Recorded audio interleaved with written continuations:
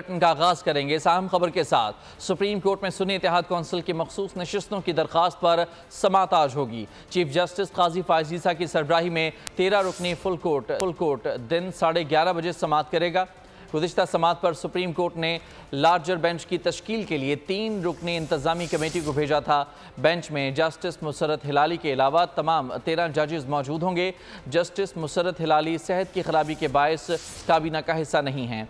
PTI core committee chief justice Qazi Faez Isa पर bench से अलग होने के लिए एतराज़ उठा चुकी है। पीटीआई चीफ जस्टिस के बेंच से अलग होने के मामले पर तहरीरी दरखास्त दायर करेगी या नहीं, मामला अहमियत इख्तियार कर गया। पीटीआई ने मफादात के टकराव के नुक्ते के तहत चीफ जस्टिस पाकिस्तान से फुल कोर्ट से अलग होने का मुतालबा किया था। सुप्रीम कोर्ट में सुन्नी इत्तेहाद कौंसिल की मखसूस नशिस्तों की दरखास्त पर आज समाअत होगी। चीफ जस्टिस काजी फायज ईसा की सरबराही में 13 रुकनी फुल कोर्ट दिन 11:30 बजे समाअत का आगाज़ करेगा। गुज़िश्ता समाअत पर सुप्रीम कोर्ट ने लार्जर बेंच की तश्कील के लिए 3 रुकनी इंतजामी कमेटी को भेजा था।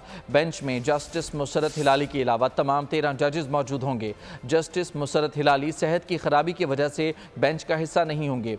आपको बताएं कि PTI core committee chief justice Qazi Faez Isa पर बेंच से अलग होने के लिए इससे पहले एतराज़ उठा चुकी है।